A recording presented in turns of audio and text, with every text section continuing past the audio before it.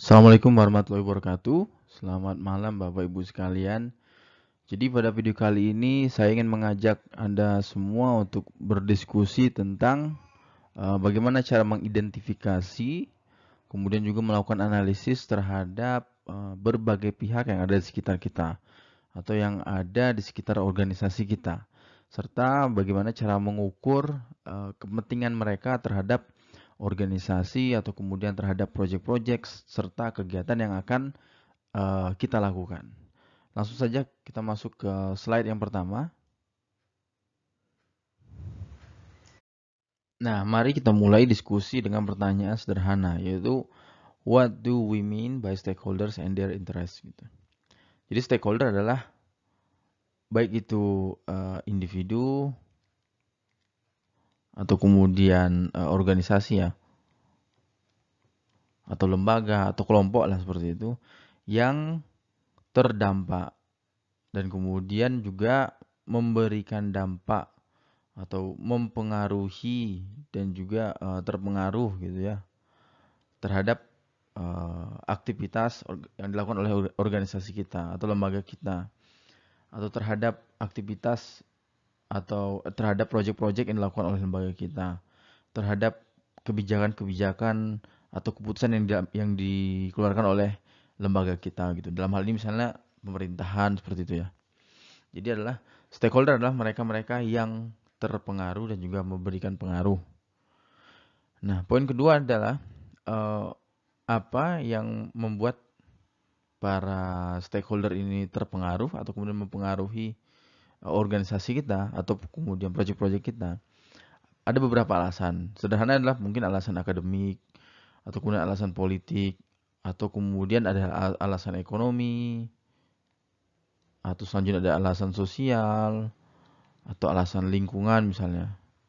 Sebagai contoh, dalam hal ini organisasi kita membuat sebuah proyek sederhana gitu untuk kemudian melakukan konservasi mangrove di pesisir pantai. Nah, kemudian beberapa organisasi melihat dengan mereka terlibat dalam proyek yang kita lakukan, maka secara tidak langsung mereka melakukan atau kemudian terlibat aktif dalam yang namanya pelestarian lingkungan. Jadi di sini mereka mungkin membawa alasan atau interest untuk melestarikan lingkungan tadi.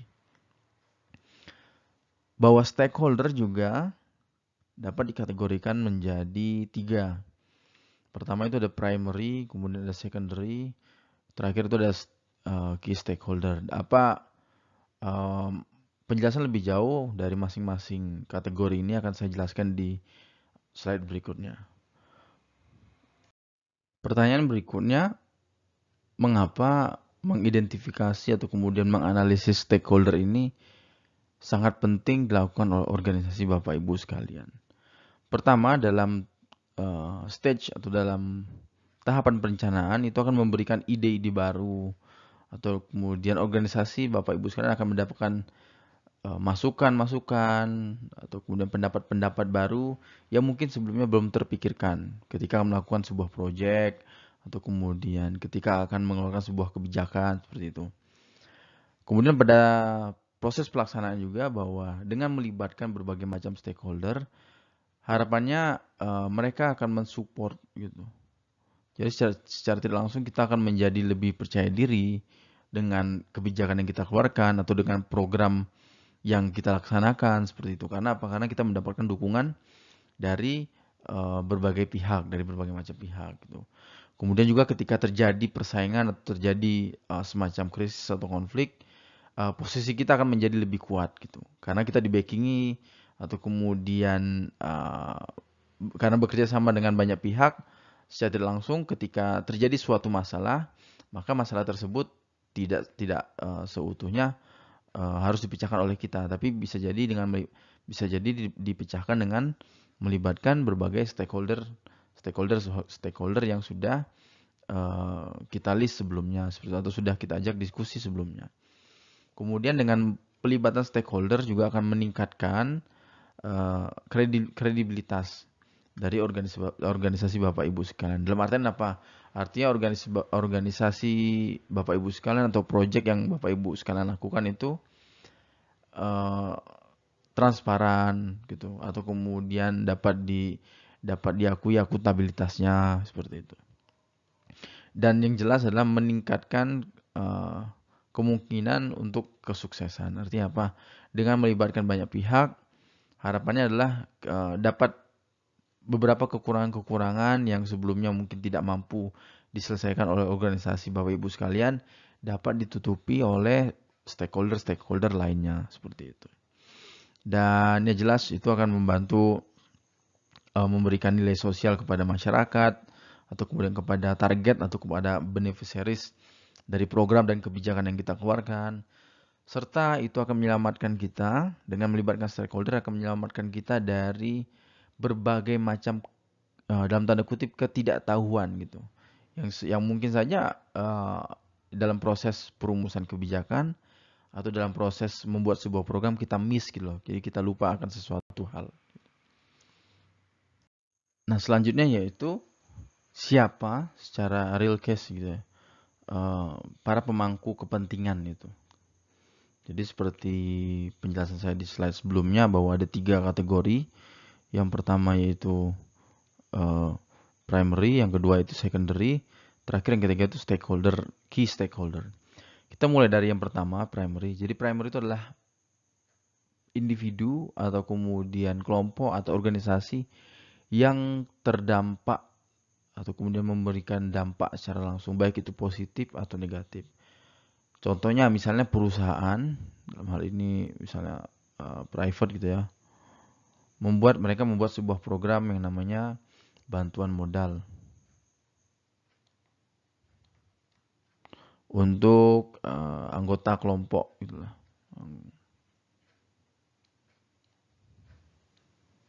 Kelompok UMKM. Nah, dari sini kita bisa tahu bahwa ternyata primary stakeholders dari program bantuan modal yang dilakukan oleh perusahaan adalah para anggota kelompok UMKM. Gitu. Jadi mereka adalah penerima manfaat secara langsung dari berbagai program yang dilakukan oleh perusahaan. Kemudian yang kedua, yaitu secondary stakeholder. Secondary stakeholder itu adalah para pihak yang mereka secara langsung terlibat atau kemudian mempunyai tanggung jawab terhadap beneficiaries atau target yang sebelumnya telah kita diskusikan tadi. Kita langsung masuk ke contoh. Dengan perusahaan memberikan bantuan modal kepada anggota UMKM, terjadi ada peningkatan ekonomi, peningkatan dolar gitu ya di level rumah tangga si anggota kelompok UMKM. Maka istri di sini atau kemudian anak atau kemudian sederhananya seluruh keluarga dari anggota kelompok yang menerima bantuan modal tadi dapat dikategorikan sebagai secondary stakeholder.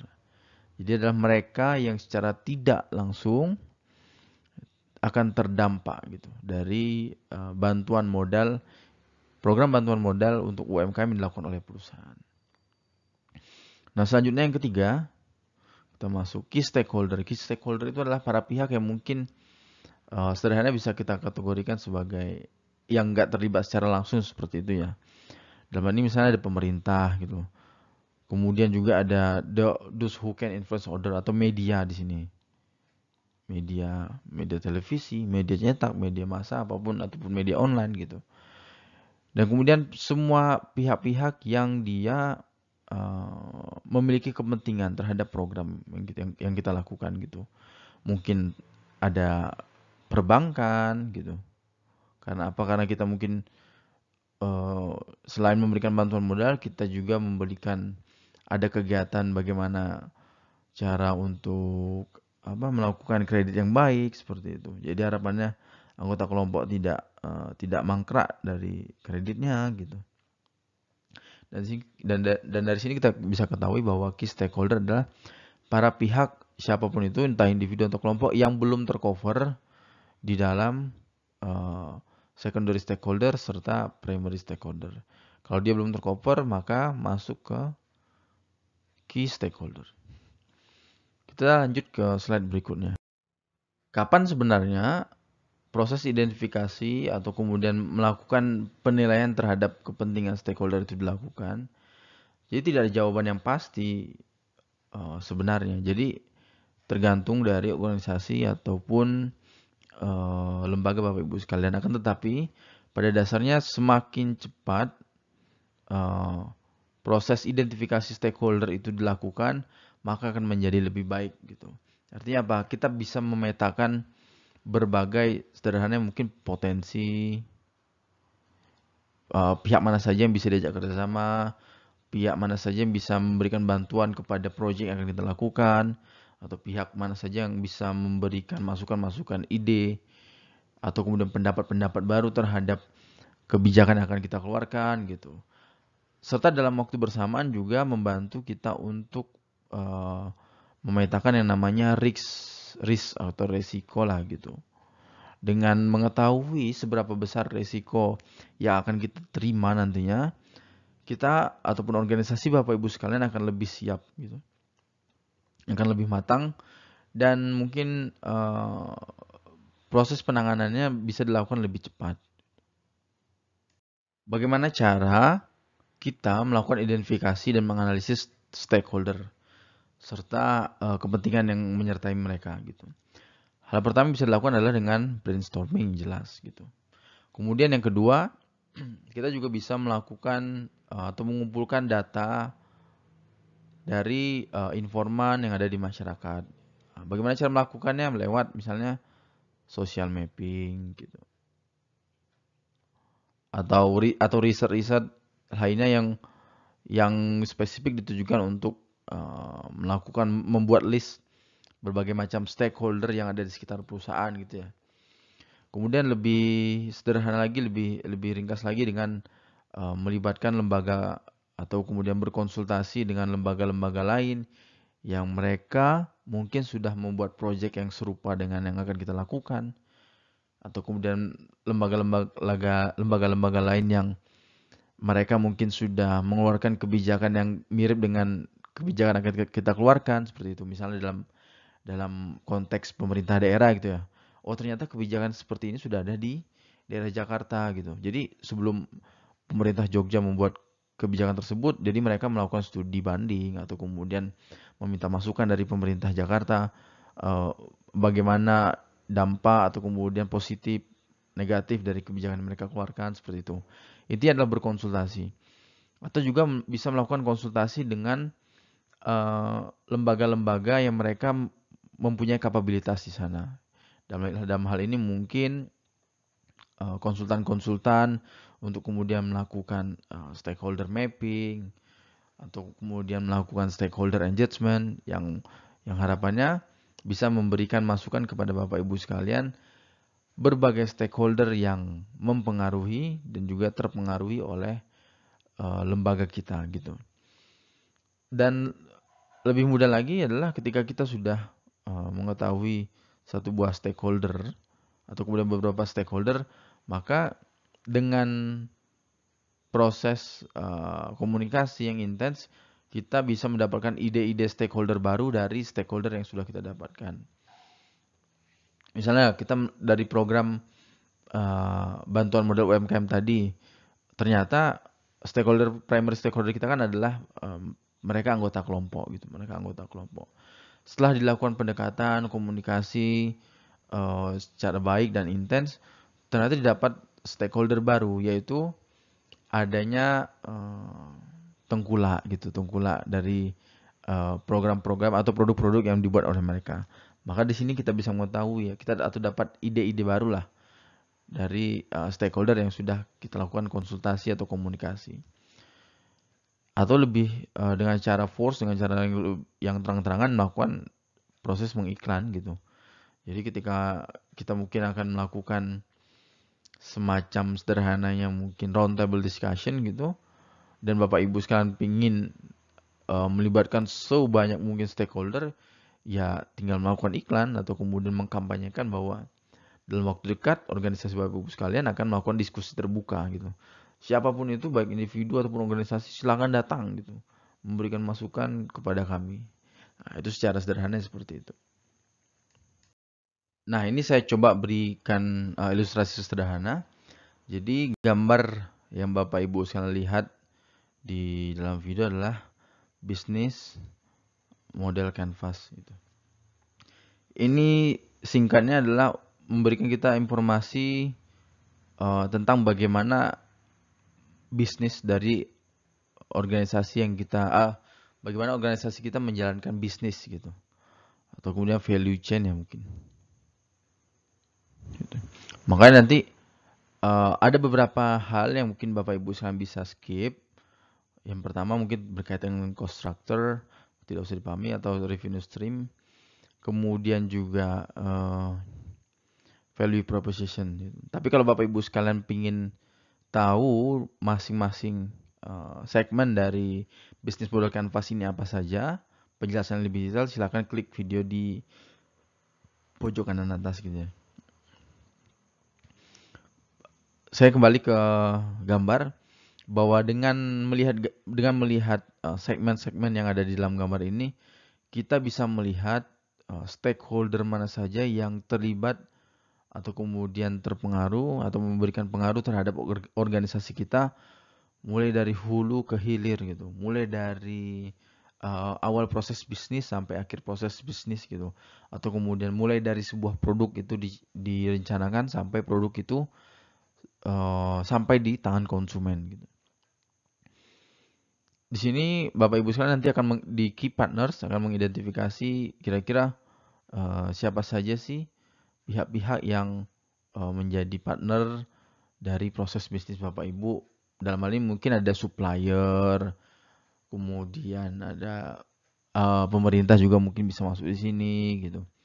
Atau kemudian ada vendor-vendor lain yang akan membantu jalannya proses bisnis. Kemudian di bagian channel misalnya, setelah Bapak Ibu sekalian punya produk atau punya jasa, bagaimana caranya mendeliver produk tersebut sampai kepada konsumen sini ya.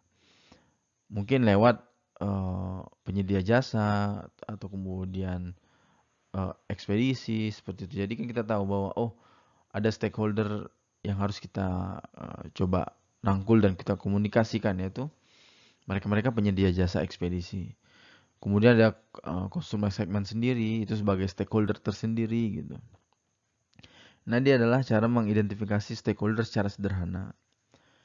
Kemudian kita lanjut ke gambar berikutnya, masih sama cara untuk mengidentifikasi stakeholder, akan tetapi ini berdasarkan kategori gitu lah. Pertama yaitu mungkin dari level state atau kelompok pemerintah gitu. Jadi siapapun kelompok atau organisasi atau individu yang mereka punya power gitu. Bisa itu pemerintah mulai dari pusat sampai ke level paling rendah, dusun atau desa maksudnya. Kemudian juga kelompok akademisi gitu. Jadi mereka yang memiliki atau kemudian kita sebut sebagai gudang produksi ilmu pengetahuan gitulah. Dengan mengapa? Karena tentu dalam beberapa proses bisnis Bapak Ibu sekalian akan melibatkan akademisi. Misalnya ketika akan menciptakan sebuah produk, maka perlu dilakukan trial and error seperti itu. Atau kemudian perlu diciptakan sebuah prototype gitu. Selanjutnya ada community gitu. Mereka yang memiliki social power. Mungkin ada masyarakat lokal atau kemudian NGO atau kemudian konsumer itu sendiri dan beneficiaries serta target masuk ke dalam segmen community sini. Selanjutnya ada bisnis, yaitu mereka punya kapital atau power, ya berbagai organisasi yaitu bisa bersifat jelasnya private sector seperti itulah. Terakhir yaitu ada media. Media adalah mereka yang menyebarkan atau kemudian melakukan diseminasi dari program atau kebijakan yang telah kita keluarkan seperti itu. Pertanyaan berikutnya, bagaimana cara kita mengidentifikasi kepentingan dari stakeholder yang sudah kita rumuskan tadi sebelumnya? Secara sederhana yaitu dengan melakukan tanya jawab langsung, dengan bertanya kepada mereka bagaimana pendapat mereka terhadap kebijakan yang akan kita keluarkan, atau kemudian bagaimana pendapat mereka, ataukah mereka punya ide atau masukan untuk program-program yang akan kita jalankan seperti itu. Atau dari mereka sendiri punya sumbangsi seperti apa terhadap program yang akan kita lakukan atau terhadap kebijakan yang akan kita keluarkan seperti itu. Dari jawaban mereka maka kita harapannya dapat mengukur lah seberapa tinggi interest atau kepentingan mereka gitu loh. Nah, kemudian setelah kita mengetahui atau menerima jawaban dari para stakeholder, maka tahapan selanjutnya yaitu mengkategorikan atau mengkategorisasikan stakeholder A, B, C ini masuk ke dalam kelompok apa. Di gambar atau di video Bapak Ibu sekalian bisa lihat bahwa ada panah X di sini. Itu kita menyebutnya dengan influence. Kemudian ada panah Y lah di sini. Kita menyebutnya dengan power. Bahwa semakin ke kanan, maka akan semakin tinggi powernya. Semakin ke atas, maka akan semakin tinggi influence-nya gitu. Jadi kotak merah di sini yang nomor 1 ini adalah high power dan juga high influence. Kotak yang biru ini adalah high influence tapi dia low power. Kotak yang ketiga warna kuning ini high power akan tetapi dia low influence. Selanjutnya yang keempat ini dia yang tidak punya power, tidak punya interest, tidak punya kepentingan terhadap program atau kebijakan yang kita keluarkan. Nah, dari keempat klasifikasi tadi, maka kita ketahui yang pertama promoters, itulah mereka yang punya high power, high interest, itulah para stakeholder yang harus kita dekati, harus kita rangkul, kita ajak bekerja sama, karena mereka adalah stakeholder yang memiliki atau berpotensi lah mampu mensukseskan program dan kebijakan yang kita keluarkan. Kemudian yang kedua yaitu adalah defender. Defender ini adalah para stakeholders yang mereka itu punya semangat tinggi atau punya interest yang tinggi gitu, pengaruh yang tinggi, akan tetapi dia tidak punya kekuasaan atau power yang rendah. Kekuasaan atau power dalam bentuk berbagai macam hal yang bisa itu finansial atau kemudian jabatan-jabatan politik seperti itulah. Nah, ini termasuk pihak-pihak atau stakeholder yang tetap harus kita rangkul. Karena nanti dengan melibatkan mereka dalam program atau kebijakan yang kita keluarkan, mereka akan punya banyak sekali ide-ide serta masukan-masukan terhadap proyek-proyek kita tadi, terhadap kebijakan-kebijakan kita tadi. Nah, kemudian yang berbahaya adalah kelompok nomor 3 yaitu laten. Mereka yang sebenarnya punya power yang tinggi, akan tetapi kepentingan yang rendah atau kemudian semangat yang rendah gitu. Jadi sebenarnya kalau diukur secara kekuatan, mereka itu bisa mempengaruhi, bisa memberikan pendapat, bisa membantu mensukseskan program serta kebijakan yang dilakukan oleh organisasi Bapak Ibu sekalian. Tapi karena mereka tidak punya interest sama sekali, tidak punya semangat sama sekali, malah cenderung di kemudian hari bisa jadi mereka akan menjadi penghambat atau kemudian menjadi resiko yang kemudian akan menghambat program-program yang Bapak Ibu lakukan atau kemudian kebijakan-kebijakan yang akan Bapak Ibu keluarkan. Nah, ini di nomor 3 ini adalah para stakeholder yang harus diwaspadai atau diperhatikan. Yang terakhir itu adalah stakeholder nomor 4. Mereka tidak punya power, tidak punya kepentingan. Ya, jadi cukup kalau stakeholder ini cukup diketahui saja. Jadi sekiranya nanti di kemudian hari program sedikit sukses atau kemudian berhasil, maka Bapak Ibu sekalian bisa masuk ke kategori nomor 4 ini untuk kemudian merangkul atau kemudian memberikan ide-ide atau menanyakan ide-ide atau masukan-masukan terhadap program dan kebijakan yang telah dijalankan di tahun sebelumnya seperti itu. Baik Bapak Ibu sekalian, mungkin cukup sekian dulu video kali ini berkaitan dengan bagaimana cara kita mengidentifikasi serta melakukan analisis stakeholder serta kepentingan yang menyertainya. Saya harap informasinya bermanfaat dan juga berguna buat kita semua. Wabillahi taufiq wal hidayah. Wassalamualaikum warahmatullahi wabarakatuh.